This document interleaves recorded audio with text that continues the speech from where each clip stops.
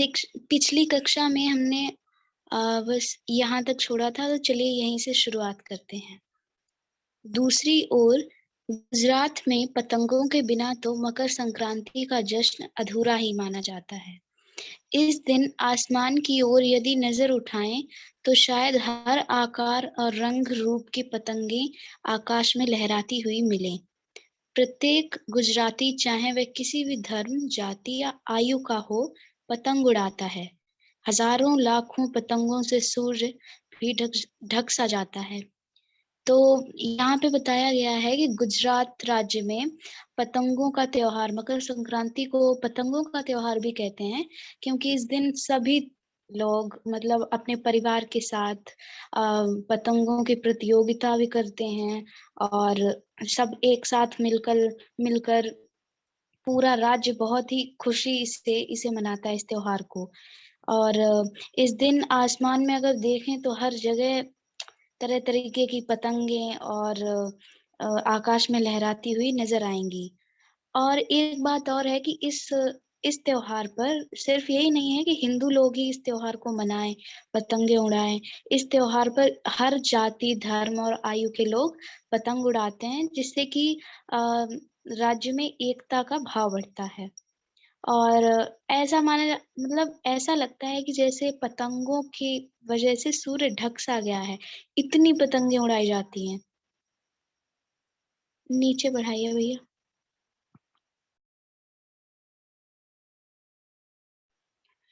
कुमाऊं में मकर संक्रांति को घुघुतिया भी कहते हैं।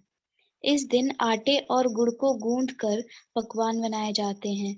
इन पकवानों को तरह तरह के आकार दिए जाते हैं, जैसे डमरू, तलवार, दाड़िम का फूल आदि। पकवान को तलने के बाद एक माला में पिरोया जाता है। माला के बीच में संतरा और गन्ने की गंडेरी पिरोई जाती है। यह काम बच्चे बहुत रुचि और उत्साह के साथ करते हैं। सुबह बच्चों को माला दी जाती है। बहुत ठंड के कारण पक्षी पहाड़ों से चले जाते हैं। उन्हें बुलाने के लिए बच्चे इस माला से पकवान तोड़ तोड़ कर पक्षियों को खिलाते हैं और गाते हैं, कौआ आओ, घुघुत आओ, ले कौआ बड़ो, मकई दे जा सोने को घड़ो, खा ले पूरी, माँ के दे जा सोने की छुरी। इसके साथ ही जिस दिन की कामना हो वह मांगते हैं। मतलब यहाँ पे कुमाऊनी भाषा में इस त्योहार को घुघुतिया भी कहते हैं, जहाँ पर बच्चों के लिए तो बहुत उत्साह का त्योहार होता है ये। तरह तरह के खिलौने के रूप में उस माला को बनाते हैं और पक्षियों को खिलाते हैं। है ना, कितने अलग अलग अंदाज मकर संक्रांति को मनाने के। कहीं दूध, चावल और गुड़ की खीर बनती है, तो कोई 5 प्रकार के नए अनाज की खिचड़ी बनाता है।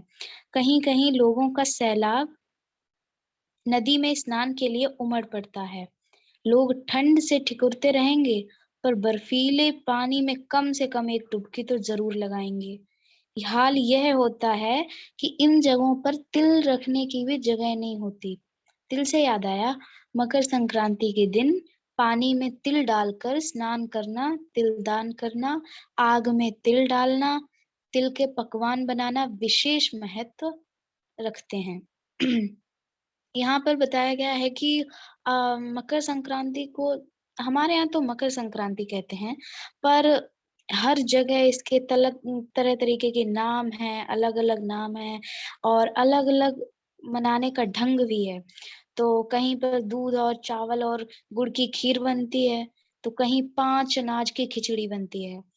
और कहीं-कहीं पर गंगा में स्नान भी करते हैं लोग, इतनी ठंड पड़ती है, फिर भी एक तो डुबकी लगाएँगे। और इस दिन तिल का बहुत महत्व होता है। तिल को मतलब मकर संक्रांति के दिन तिल में तिल डालकर पानी में स्नान किया जाता है और तिल दान भी किया जाता है, ये पुण्य माना जाता है। और आग में भी तिल डाले जाते हैं, तिल के पकवान बनाए जाते हैं, जैसे कि तिल के लड्डू आदि। बहुत विशेष महत्व होता है तिल का मकर संक्रांति में। Scroll down.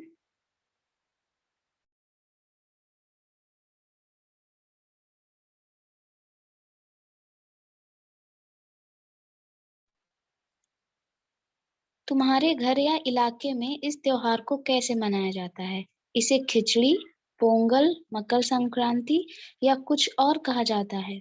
या तुम फसलों से जुड़े कोई और त्योहार मनाती हो? यदि तुम आपस में बात करो, तो तुम्हें यह जानकर हैरानी होगी कि कई बार एक ही इलाके में रहने वाले लोग भी इस त्योहार को अलग-अलग ढंग से मनाते हैं। यहाँ पर ये कहा गया है कि जैसे कि आपको पता करना है कि आपके आस-पास जो लोग रहते हैं, कुछ दूसरे राज्यों से आए हुए हैं, कुछ विदेशी लोग हैं, तो मतलब विदेशों में तो शायद ये नहीं मनाया जाता होगा, पर जो भारत में सभी राज्यों में लगभग ये मनाया जाता है, दूसरे रूप में मनाया जाता है ये त्योहार। तो जो भी आपके आस-पास लोग रहते हैं, उनसे ये पूछिए कि आप इस त्योहार को मनाते हैं या नहीं? और अगर मनाते हैं तो किस रूप में मनाते हैं, किस तरह से मनाते हैं? और यहाँ उत्तर प्रदेश में तो इसे खिचड़ी और मकर संक्रांति के रूप में मनाया जाता है। Scroll down.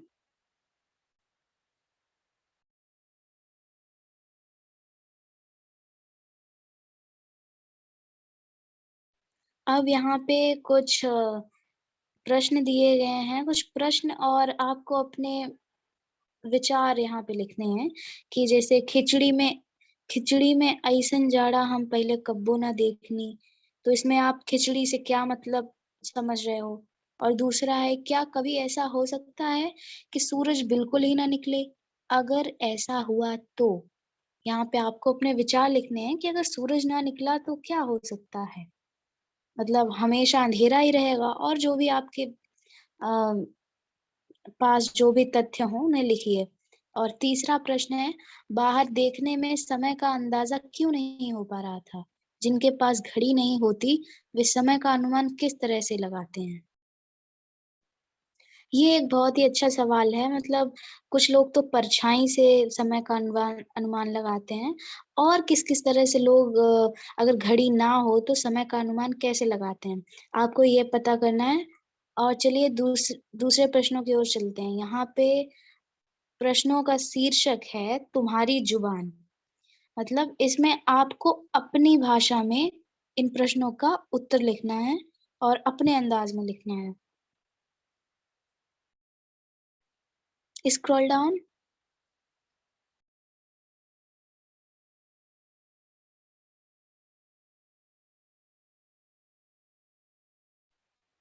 भारत तेरे रंग अनेक।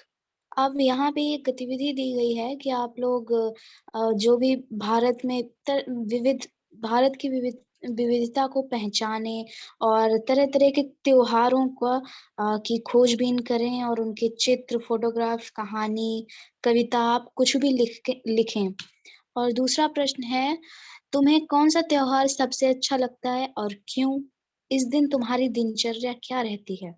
अब यहाँ पे आपको अपना जो सबसे अच्छा त्योहार लगता हो वो लिखना है और आप इसे किस तरह से मनाते हैं। सब लोग अपने-अपने त्योहारों को अलग-अलग तरीके से मनाते हैं जैसे कि होली, कहीं पर रंगों की होली खेली जाती है, कहीं पे फूलों की होली, कहीं पे टमाटर की होली होती है, कहीं पे कीचड़ की। तो जिस तरीके से आप मनाते हैं अपने प्रिय त्योहार को, उसके बारे में आपको लिखना है। अब पढ़ते हैं अन्न के बारे में। Scroll down.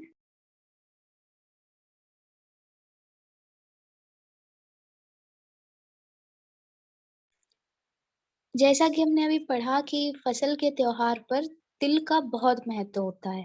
तिल का किन-किन रूपों में इस्तेमाल किया जाता है? अब ये आपको पता करके लिखना है।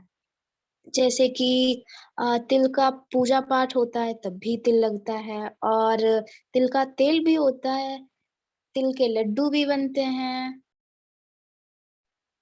और दूसरा है कि क्या तुम जानती हो कि तिल से तेल बनता है? हाँ, और किन चीज़ों से तेल बनता है और कैसे? हो सके तो तेल की दुकान पे जाकर पूछो। अब यहाँ पे आपको आस-पास के लोगों से, आस-पास की दुकानों में जाकर थोड़ी-सी खोजबीन करनी है जिससे कि आप जो भी लोग हैं आस-पास उनसे अच्छा संबंध जुड़ेगा। तो इससे पूछना है जाकर कि जैसे तिल का तेल होता है तो और किन-किन चीज़ों का तेल होता है? जैसे कि सरसों का और और भी बहुत चीज़ों का होता है, तो चलिए चलते हैं किसान और चीज़ों का सफ़र। Scroll down.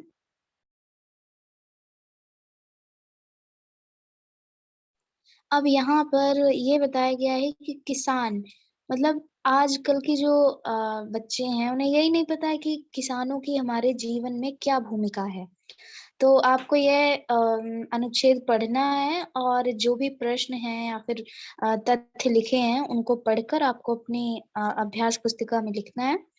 और आपको किसानों के बारे में और जानकारी इकट्ठी करनी है कि किस तरीके से वो चीज़ मतलब फसल उगाते हैं और वो चीज़ किसानों से हमारे पास कैसे आती है और ख़ासकर जो शहर के बच्चे हैं, वहाँ पर खेती बहुत कम होती है, तो उन्हें इसे जानने की बहुत आवश्यकता है। तो चलिए आगे बढ़ते हैं। Please scroll down.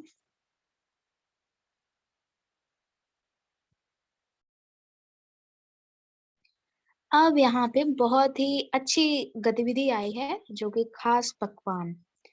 गया शहर तिलकुट के लिए भी प्रसिद्ध है। हमारे देश में छोटी-बड़ी ऐसी कई जगहें हैं जो अपने खास पकवान के लिए मशहूर हैं। अपने परिवार के लोगों से पता करके उनके बारे में बताओ।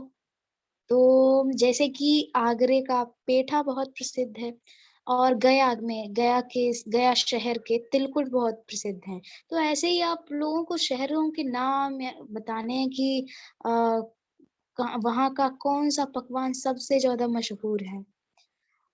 प्रश्न 2, पिछले 2 वर्षों में तुमने काम वाले शब्दों के बारे में जाना, यानी क्रिया के बारे में।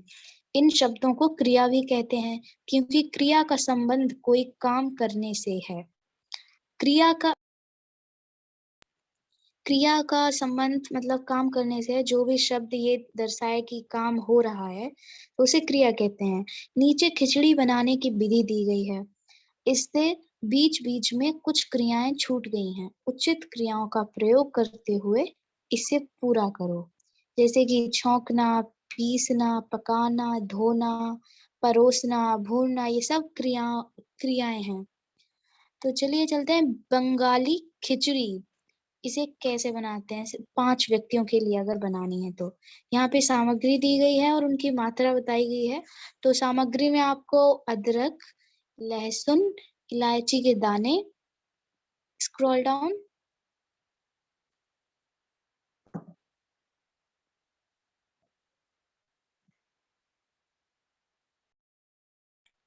इलायची के दाने, दालचीनी,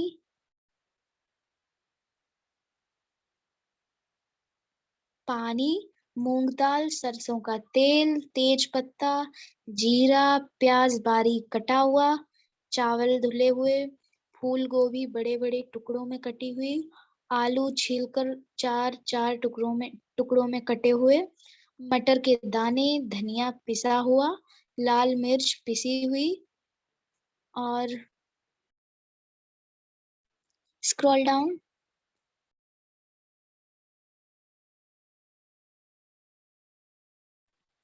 चीनी, घी और नमक और हल्दी।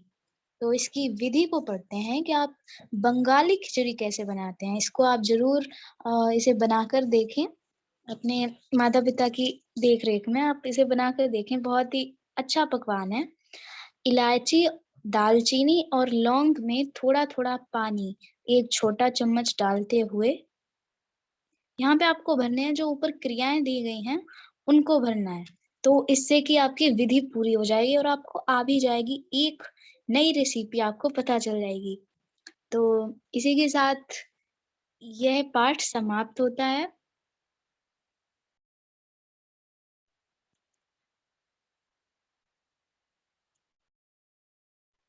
और आप इस खिचड़ी की विधि को ज़रूर आज़माएँ और पाठ को समाप्त करते हुए आप सभी का धन्यवाद।